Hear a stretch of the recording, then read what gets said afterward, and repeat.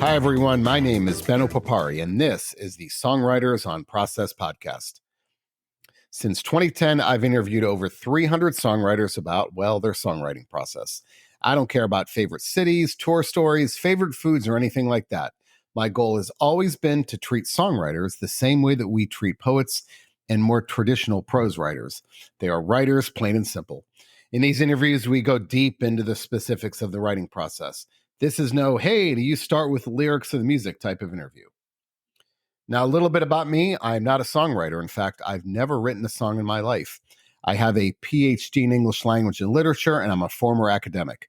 So as a prose writer, I enjoy exploring how my process intersects with those of songwriters.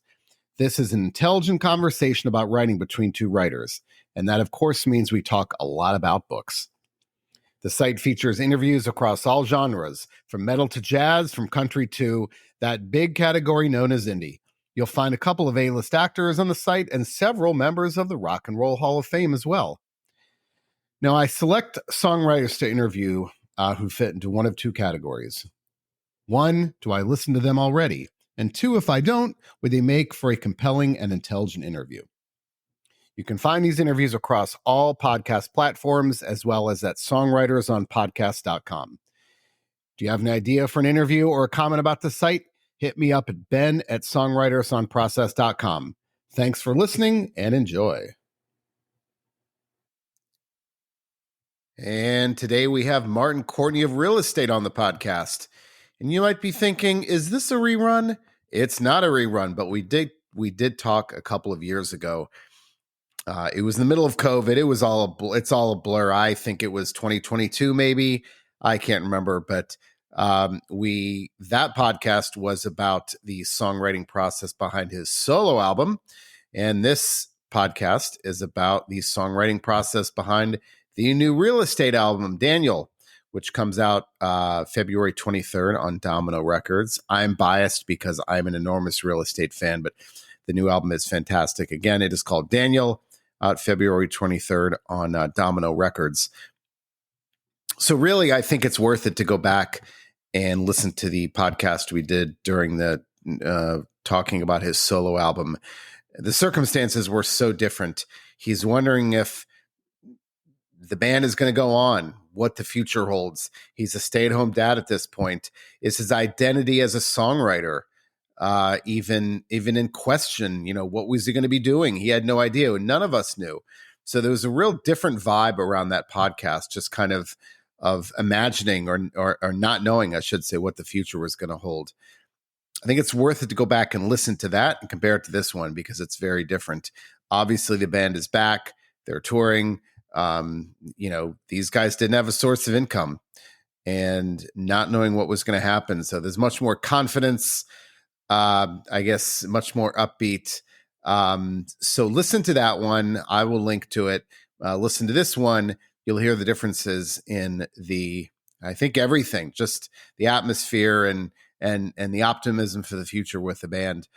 We also did, as we talked about last time, he has kids, I have kids, and we talked about our experiences reading children's literature. Who's some of our favorite children's lit? That's the first discussion I think I've had with a songwriter about who our favorite children's lit authors are. We both are big fans of the author of Stregonona, and his name escapes me, but you can find it. That's a great book. So, again, February 23rd, Daniel comes out on Domino Records. It is great. Take a listen to this. I always enjoy talking to Martin. And with that, I hope you enjoy the podcast. Listen, I'm glad we get to talk again. I love the new album. Thank you. And so this is a lot of fun. So what I was doing was listening to our interview last time and kind of, whenever there's always follow-ups that you kind of want to ask, but you don't think about it until later on. Mm-hmm. So we'll talk about that and we'll talk about the new album. But one of the things that I wanted to focus on, and I've got kind of my notes here, is you had said when we first talked, when the solo album was out, you had said that your songwriting has become way looser. You said, I used to labor over lyrics more, but now you're more stream of conscious. And so I'm curious if that's changed at all. Has your songwriting process become looser? I think you had said, like I said, agonizing over lyrics more, but are you doing less of that now? Yeah, no, I think that experience of making that record um and kind of yeah, letting go of some of the preciousness that I was kind of have feeling over my songwriting definitely carried through to this album. And like I feel like I learned a lot. Like I think that was kind of like that record I made was a learning experience. Like it was kind of the first step in the direction of like becoming less precious and more yeah, like open to ideas, especially lyrically, just kind of coming out and then going back and refining them later. But like um this record, I think that last record, the solo record is a little more loose, I think, in terms of song structure.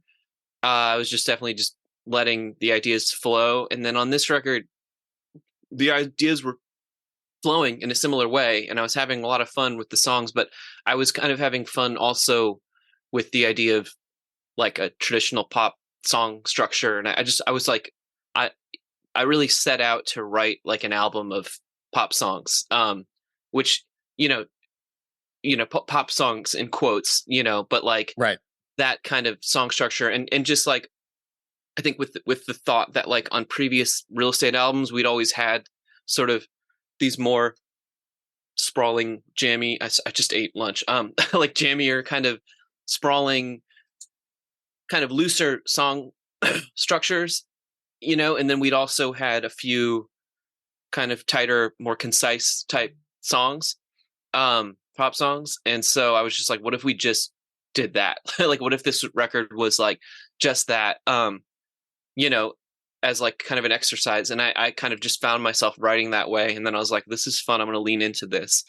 Um, but yeah, I definitely think this kind of post COVID, uh, my approach to songwriting has changed a bit where I'm kind of just having more fun with it and kind of also I think thinking less about like over the years I feel like I was intentionally trying to kind of find over the basically the first like five real estate records I was really trying to push myself to find new melodies and new chord progressions and increasingly relatively to myself more complex songwriting and and then in the last few years I was like you can also go the other way, like it doesn't always need to get more complex, like you can dial it back and that can also be equally interesting.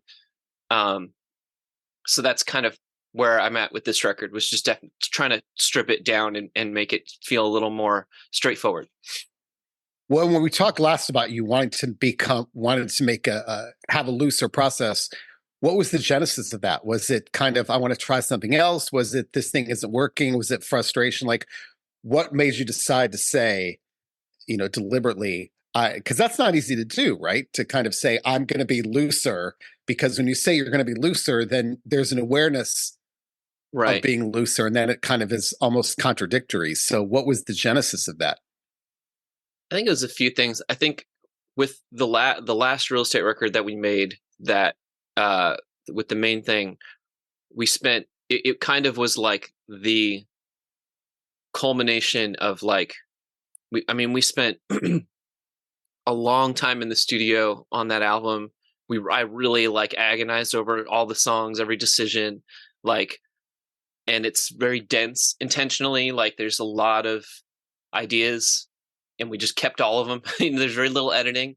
Um and it just was like it was a gratifying and in a lot of ways a really fun experience, but it was also very draining. And then to not have like, and then to kind of, you know, for the whatever fate that happened with that record where we were unable to tour, and it kind of felt like we just put it out into, you know it just it didn't we didn't get a lot of feedback from it, and so then that was kind of a big letdown. um so I guess that feeling of like, oh, I tried so hard on this thing and like, and and I felt kind of let down. And then also kind of just feeling, it was a crazy time, and I felt kind of freaked out. And I was like, I'm gonna just write songs because I don't know what else to do, and just as like a form of whatever solace or something, I'm gonna just write. But yeah, I think I just intentionally was like, I'm gonna just not think so much about this. Like the stakes felt lower. I mean, at that point when I was writing that solo record, I think I was in my mind, I was writing it for real estate, but then as the days, I probably mentioned this in the last interview, like as COVID, as the whatever lockdown kind of dragged on, I was like, well, it was unclear whether we'd even be able to record together. And then once it became clear that we could record together, it was like, well, but we'll put all this effort into this album, and then we probably won't be able to tour again anyway, because it's. So I was like, I'll make a solo record just to because I want to do something with these songs, and just to keep resetting the system, so I can keep writing. Because I like to write in kind of batches. So yeah, so then that I don't know. Yeah, it just felt like the I just didn't really feel like trying that hard. I mean, Right. you know what I mean? Like, is that record really, to me, I had so much fun making it. Um, that was like what I kept telling myself, like, this is fun. I'm going to have fun with this album. And I did have fun with it. Um, but I was also like, I'm not going to think about any decision. I'm just going to like, this is going to just be like, you know, as weird or not weird as it is going to be, but I'm not going to like think that much about it. And so that record to me feels very loose. Um, and but but yeah, I mean, yeah, I guess it was instructive, writing that way. You also said that the pandemic called your identity as a songwriter into question. And I remember you said that, you know, when we talked the first time, that really stuck with me because how much of, I guess, how much of songwriting is confidence? So what I mean by that is, if you're writing and you're not sure if you're really a songwriter anymore, does that confidence kind of affect you, if that makes sense? Because I think you said like a year and a half ago, who knows where where we're even going to be? Like you mentioned, is it what's the future of the band? And so, Yeah. um, yeah, if that makes sense, and that's kind of like a big existential question. But if you're not writing as a songwriter, that confidence has to kind of just like affect the process, doesn't it? Yeah. I mean, I think that I kind of made a decision at a certain point that I was going to pursue this again. Like I kind of did go through this whole crisis, and it's still, whatever. It's every day you're constantly second guessing yourself, and you know.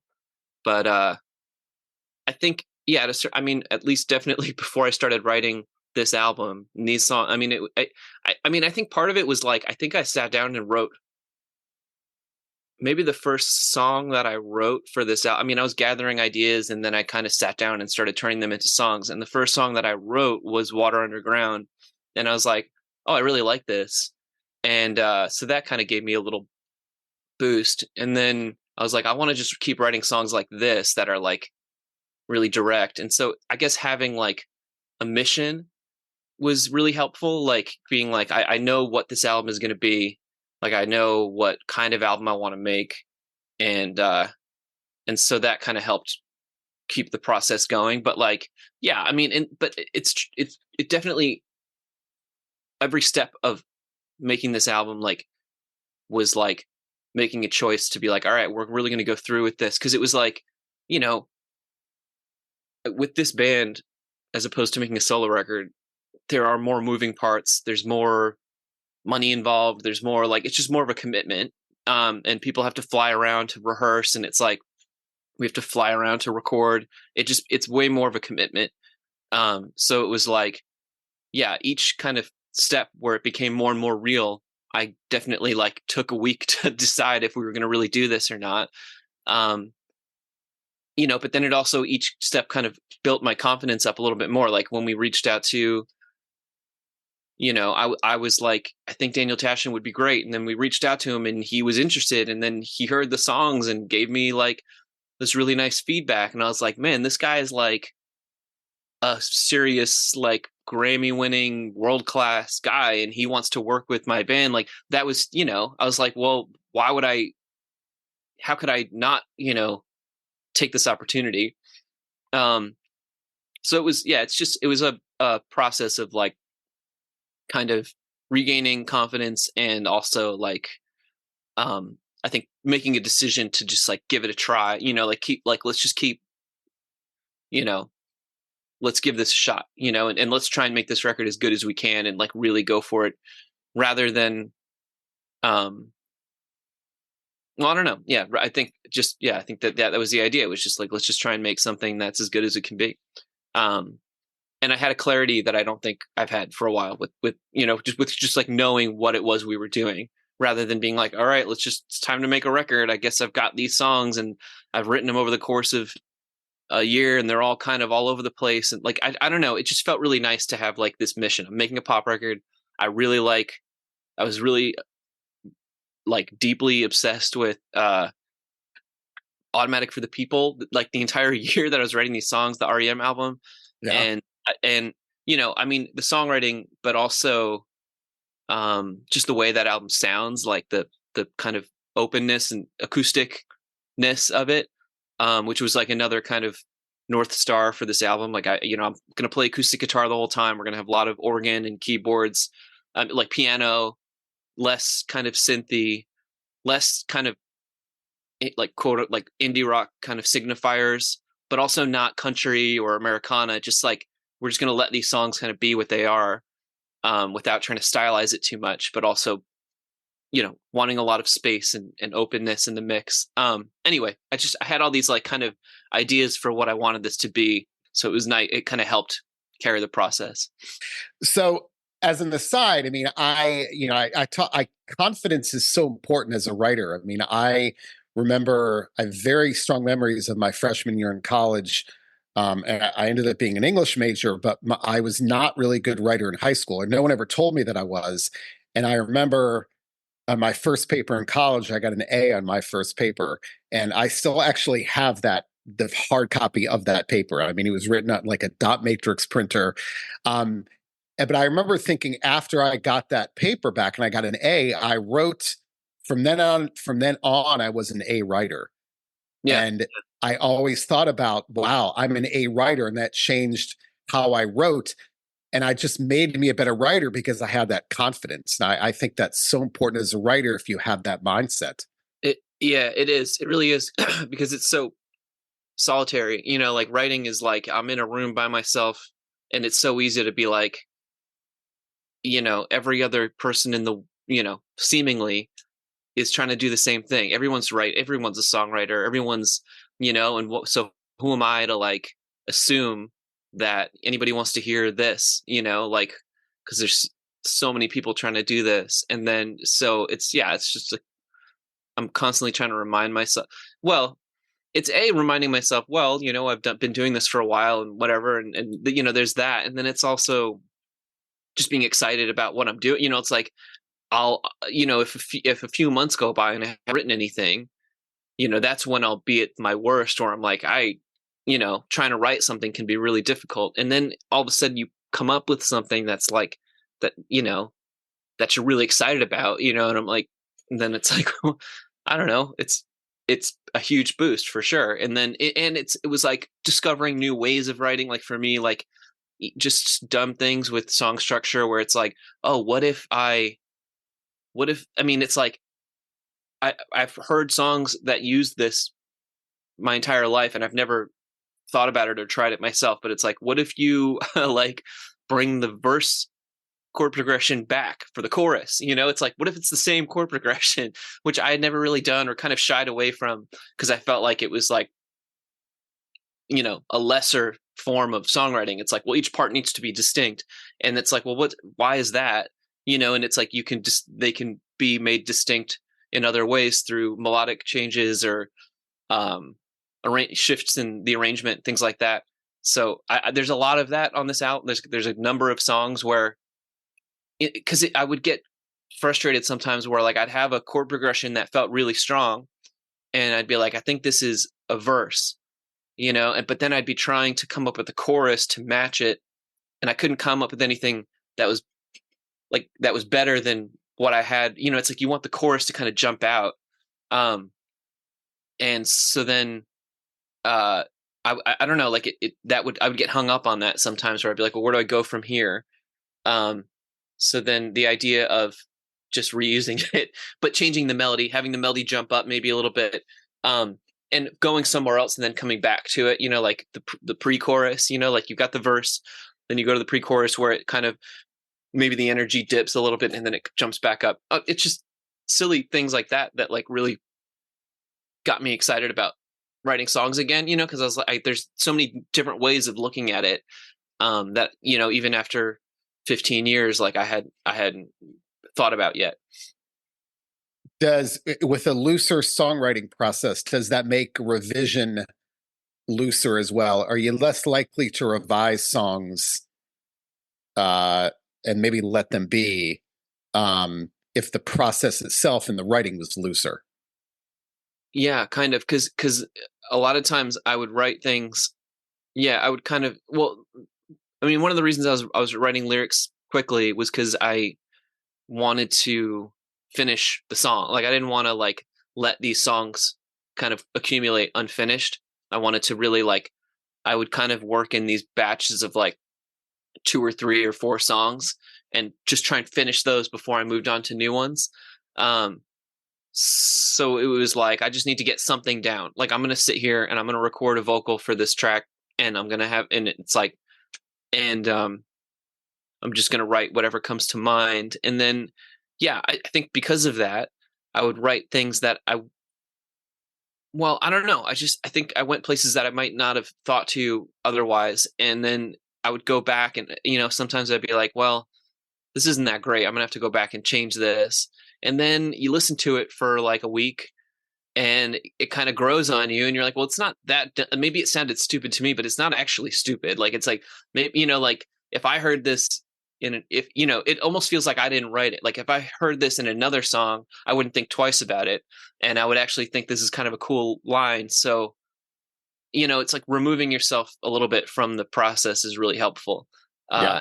uh and I guess the way to remove yourself is to really not think too much about it, is to just allow it to flow, I guess. When we talked, I think we talked in the summer, so I spent 5 years living in upstate New York near Syracuse, and I just remember those winters being soul crushing with the cold and the snow. And I know you're upstate New York also, right? I know you're kind of Yeah, not quite that far. I'm in the yeah, not quite that far. But and I've interviewed people like I think since you and I talked, I interviewed Walter Martin and other. I've always said I think just like in L, you know how in LA they have those bus tours of all the famous places. Someone's got to do an indie rock tour of all the people in upstate New York because the number of songwriters. It's I mean Sleigh Bells, the guy from the drums, all upstate New York. I didn't know that. I mean, well, Oh yeah. longer drives, he'd be on a Yeah, it bus. would be longer drives, but I guarantee you there's money in there. My question um, is it harder to write practically in those long winters? Some people find those to be fruitful because there's nothing else to do. And then there's the other people that just say, gosh, it's dreary. It's harder for me to write. Does that make a difference to you at all? Um, no. Well, no, because I really can only write when uh, I've got like a little bit of time here and there. Like I'm really like a full-time dad, and Right. my wife works nights, so like I'm really like uh, it doesn't make that much of a difference. Like I'm like I'll write, I write in the evening hours or in the morning, when my kids are at school. But like I guess I'm trying to think of like no, it doesn't really make a difference to me. No, I mean I started writing this album in January of last year, and then probably finished writing it in October. Like I wrote it like throughout the whole year. I was just kind of dribbling songs out. Um, but no, yeah, no, I guess Yeah. I don't really have a good answer to that question. It's No, just and I I like and my I think last time you said you were more productive at home actually yeah, and because you were staying at home. So, but I think you used to yeah, so is that still the case? Do you find being at home yeah, rather than writing outside of the home is more productive?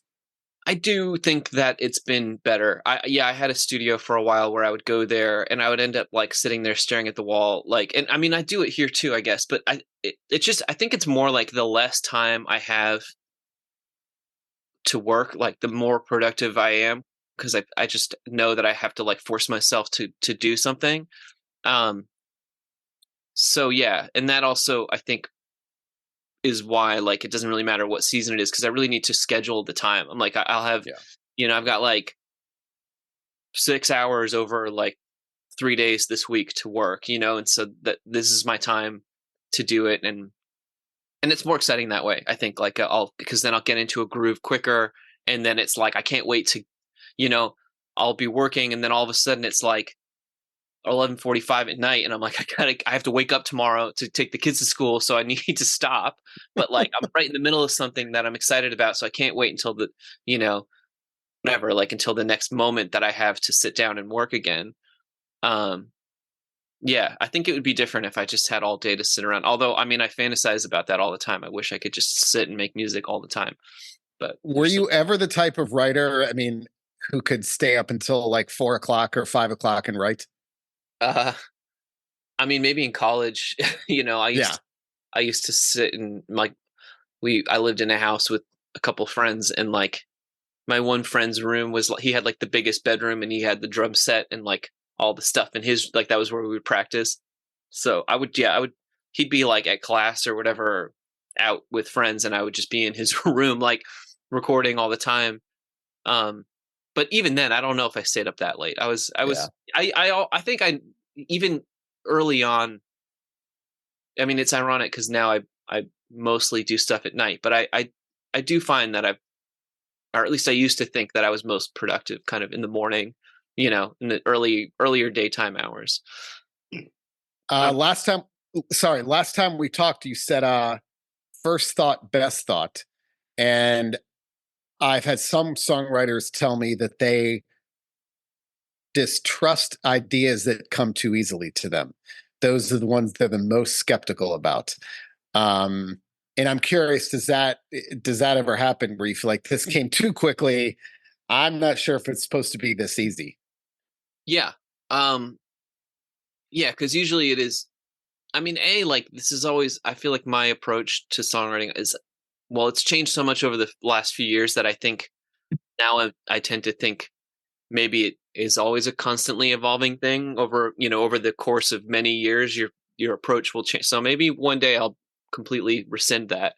But like I do think it's worked for me recently. However, like I do think just generally the idea of like just getting something down, and then coming back and if there's anything glaringly, cringy, like you can change it. But like generally it's worked pretty well for me recently. But like uh and there's one song on the album called Flowers that like I wrote this the chord progression and the lyrics in over the course of like 4 hours. Like I wrote the chord progression and then I got in my car to drive to a show. I drove 2 hours to this show in New Jersey that I was playing, wrote the lyrics on the drive, and then played the song that night at the show. And I was like, this, like that, I've never done that in my life. And then I was really excited about it at the time. And then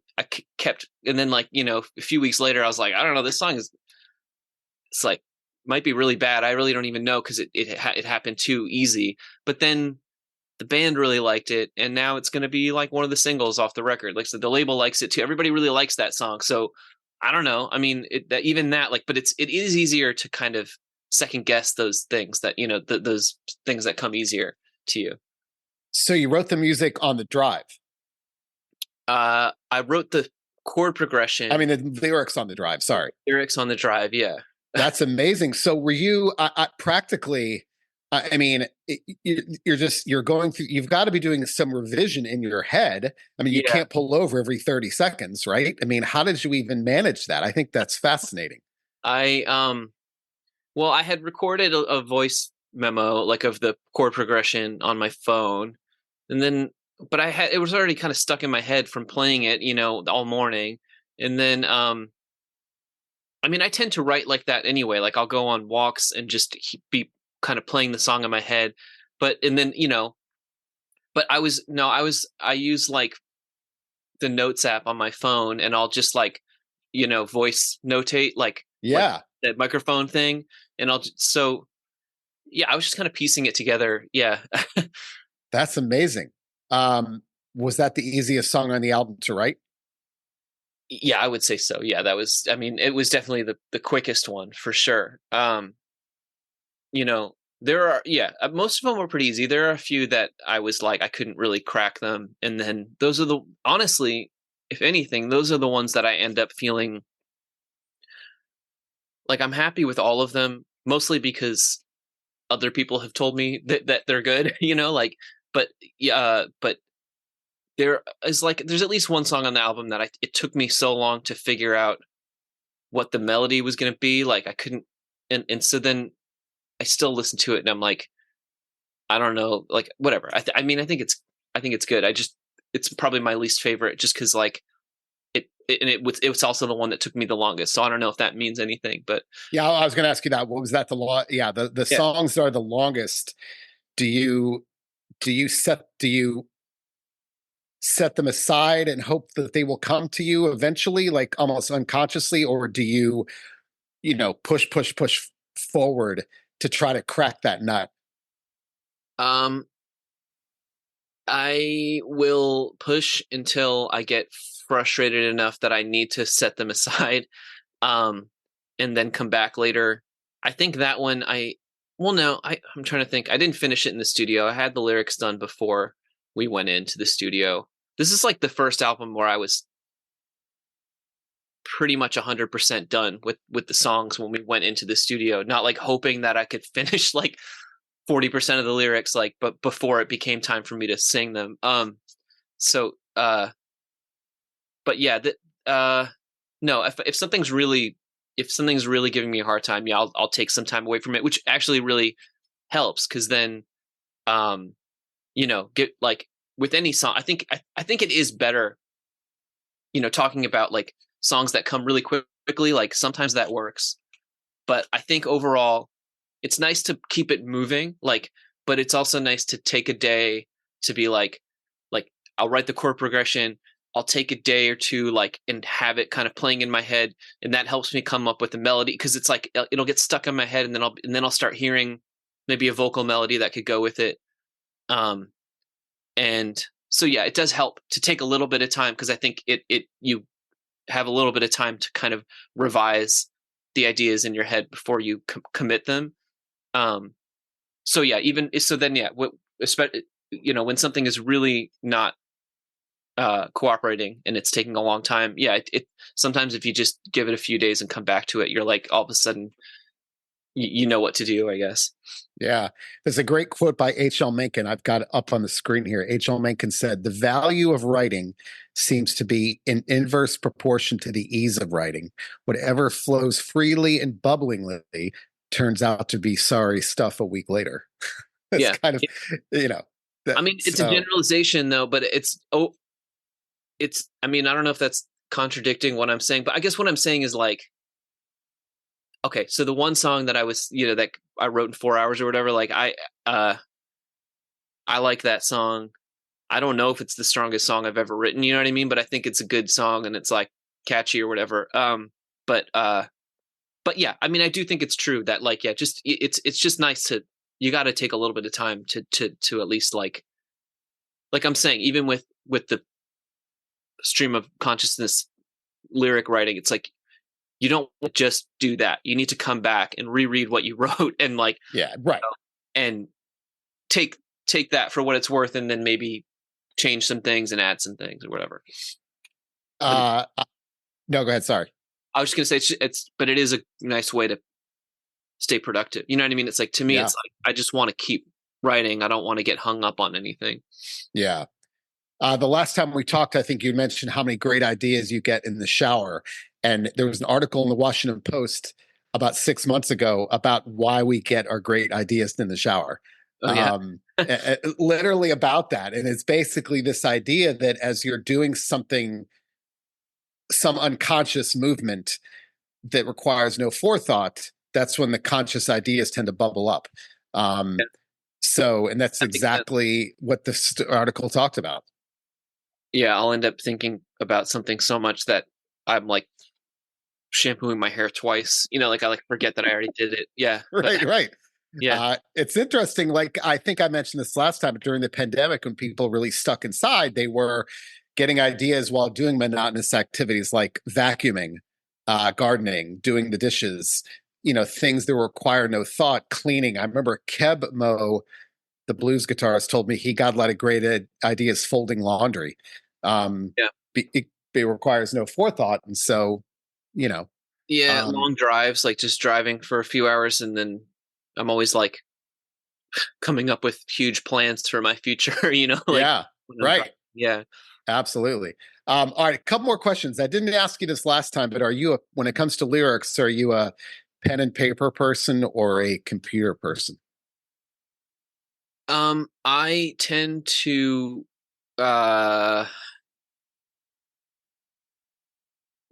um trying to think. I mean, no, I write on my phone. I'll write on my notes app, and then um but then I always copy it into a notebook. And I think I don't know why I do that, but so like I have like a notebook for. Well, it's nice because then when you're in the studio, you're not like fumbling through your phone. Like I've got like a book that I can consult, Right. and then I can use that. I'll like leave a couple pages after each song for like notes about the song, in recording or um when we're arranging, when we're practicing and stuff. But uh yeah, I think I do need to. I think it helps to eventually write. I'm trying to think of. I'm trying to think of why. Like, because I mean, I write on my phone because it's there and it's easy.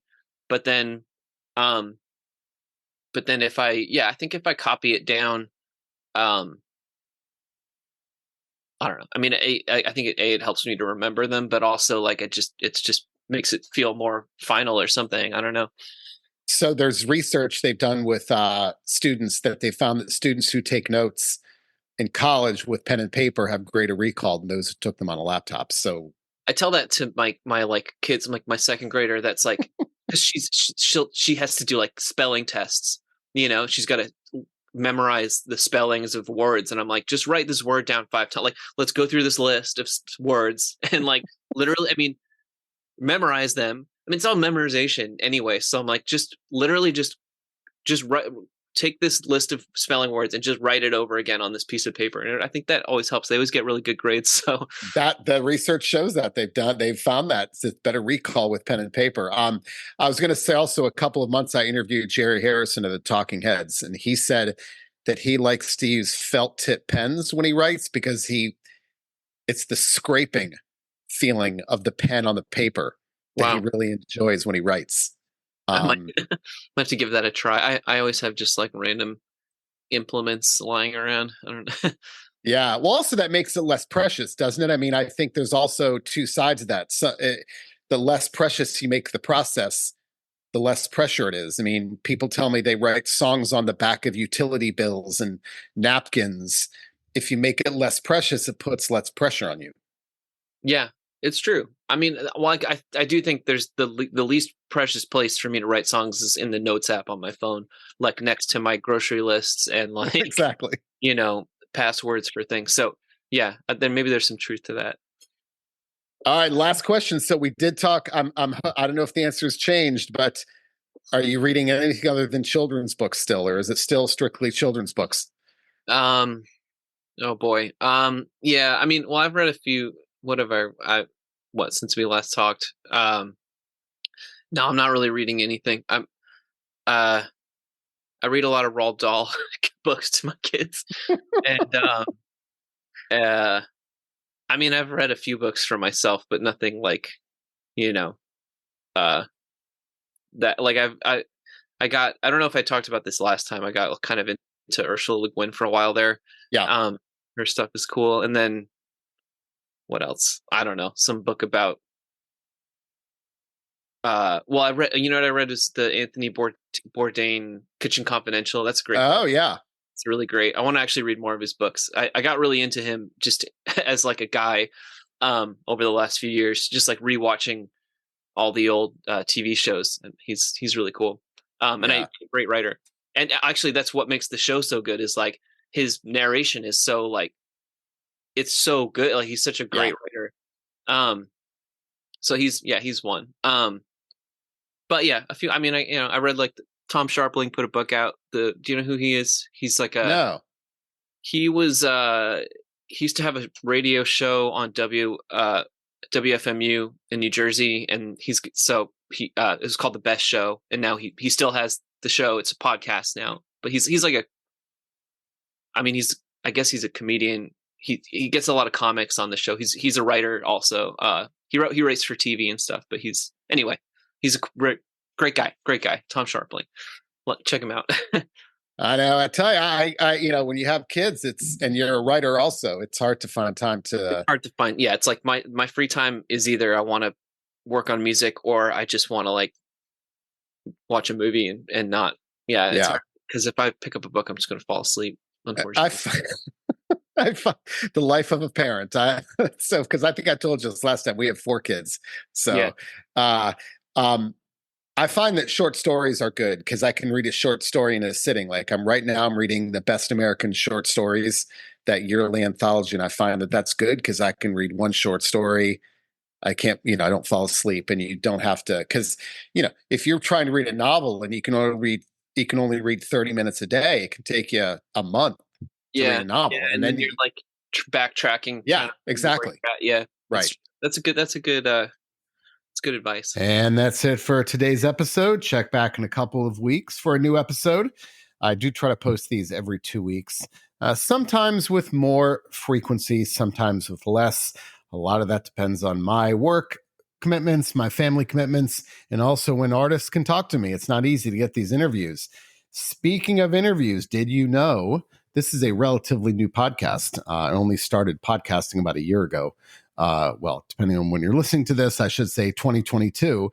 But from 2010 to 2022, all of my interviews were transcribed, and they are all there archived for you to go down that deep rabbit hole. So if you go to songwritersonpodcast.com and click on From the Archives at the top, you'll see all of those transcribed interviews. I think there's over 200.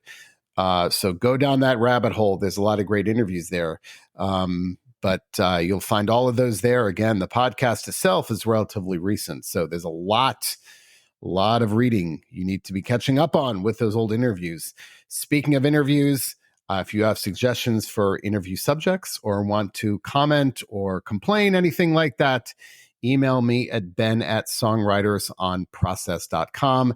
That's ben@songwritersonprocess.com. And that's it for today's episode. This wraps it up. Thank you very much for listening, and have a good one.